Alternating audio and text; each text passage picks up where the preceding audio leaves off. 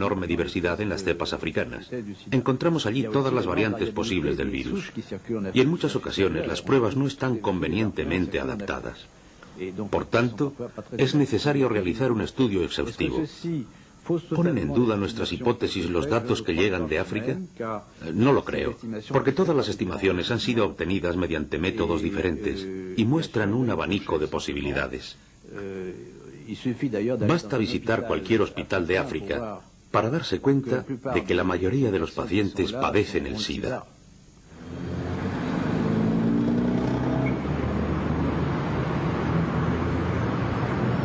Partiendo de estos mismos datos, una publicación británica ha expuesto unas conclusiones radicalmente distintas. En octubre de 1993, el Sunday Times publicó un reportaje encabezado por un titular sensacionalista: El mito del SIDA en África. Neville Hodgkinson, su autor, periodista especializado en temas científicos, plantea nuevos interrogantes tras visitar África Central en 1993. En su opinión, hay algo que no encaja en la versión oficial.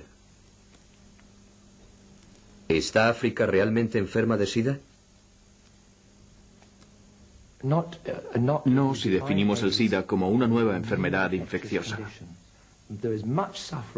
África sufre y se muere debido a la malnutrición, al resurgimiento de la malaria, a la tuberculosis. Muchas personas necesitan atención médica, pero no, yo no he encontrado ninguna evidencia que demuestre el surgimiento de una nueva epidemia. Neville Hodgkinson viajó por África durante varias semanas. Primero visitó Kenia, después Tanzania, luego Zambia y por último Zimbabue. Nos cuenta el miedo de los africanos al SIDA, más extendido que la propia enfermedad, y las razones que lo explican.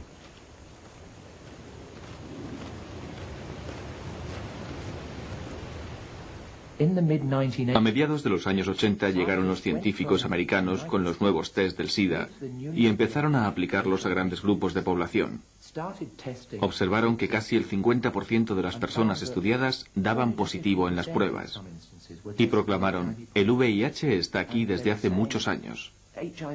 África está a punto de sucumbir a la mayor epidemia de la historia. Y claro, crearon un clima de auténtico pánico. El terror está presente en todas partes, y de forma infundada, según escribe Neville. Él no ha visto el SIDA. No lo ha encontrado en las aldeas diezmadas por la malaria, ni en los cementerios improvisados para hacer frente a la hecatombe.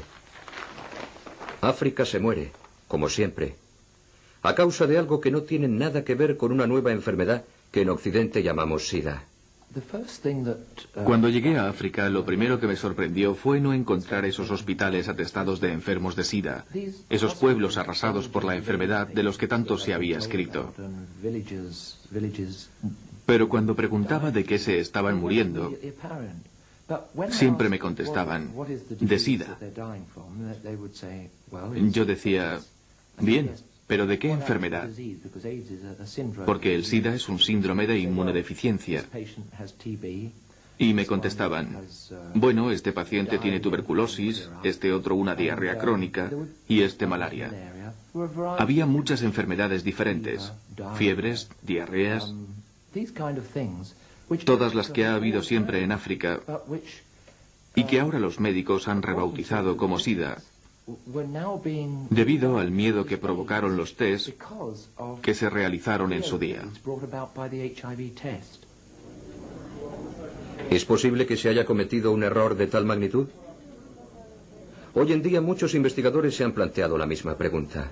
El profesor Issex, un científico norteamericano, ha realizado recientemente un estudio en Zaire en el que muestra que las personas afectadas por la lepra, no por el VIH, reaccionan positivamente a las pruebas del SIDA. Paradójico. Issex resalta que los resultados de los test deben ser interpretados con suma cautela cuando se trata de pacientes infectados por enfermedades micobacterianas, como por ejemplo la lepra y la tuberculosis. Afirma que los test no son un elemento suficiente para diagnosticar el SIDA en las regiones de África Central donde dichas enfermedades están muy extendidas, es decir, casi todo el continente. Es una pésima noticia, porque la tuberculosis y la lepra están absolutamente extendidas por toda África. Pero como siempre que informamos sobre esto, ningún científico especializado se ha hecho eco de nuestras palabras. Pretenden seguir adelante como si nada hubiera ocurrido. Hasta el momento, Hodgkinson no ha obtenido respuesta alguna. Ni por parte de los periodistas que están en desacuerdo con él, ni por parte del propio profesor Issex.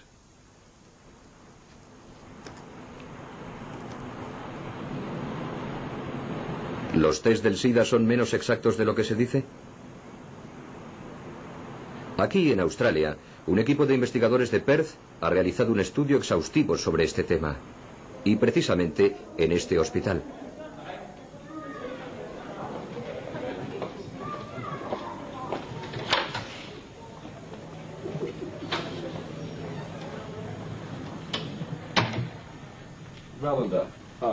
Tres investigadores han revisado prácticamente todo lo que se ha dicho y escrito sobre las pruebas del SIDA para intentar responder a esta pregunta. ¿Un test positivo prueba de forma inequívoca el contagio por el virus del SIDA? El resultado de su trabajo sobre el Western Blot, el test teóricamente más fiable de todos los existentes, fue publicado en 1993 en la revista Biotechnology. Hay muchos datos que demuestran que el test ha sido considerado fiable antes de haber sido convenientemente comprobado. Este es el punto clave de nuestro trabajo.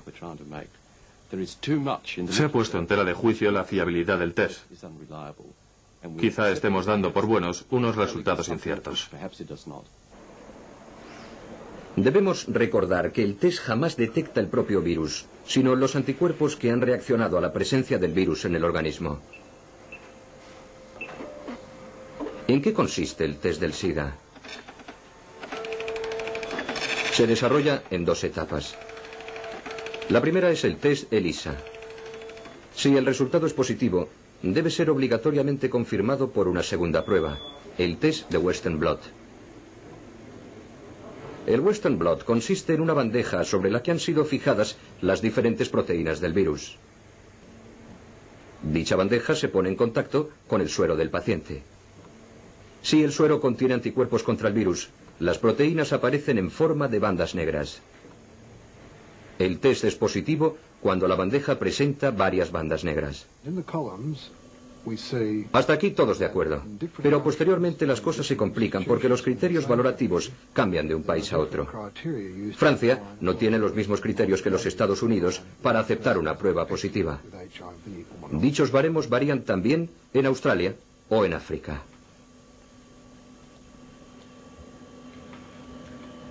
En estas columnas podemos observar los distintos criterios que se emplean para definir un test Western Blot positivo, es decir, para establecer cuándo una persona está o no infectada por el VIH. Los criterios que se aplican varían en cada país e incluso en las distintas instituciones de un mismo país. Si aparecen dos bandas negras en el test de un paciente, sería considerado seropositivo en África y en algunos estados de Norteamérica, pero no lo sería en Australia, ni en otros estados americanos, ni en Francia. Si aparece una tercera banda, una P24, no será considerado seropositivo en Australia, ni en muchas partes de América, ni en Francia. Si aparecen cuatro bandas, tampoco se les considera infectados por el VIH, ni en Australia, ni en Francia. No puede considerarse infectada a una persona aquí y allí no. O se está infectado por el virus o no se está. Con estos criterios no vamos a ningún lado. No es fácil encontrar una explicación lógica a la arbitrariedad de estos baremos. Se deberían aplicar los mismos en todas partes. ¿No sería más sencillo y más seguro? Pero los laboratorios no son de la misma opinión. La sangre contaminada, dicen, sean cuales sean los criterios aplicados, reacciona positivamente y siempre aparecen todas las proteínas del virus. En ello radica la diferencia con la sangre no contaminada.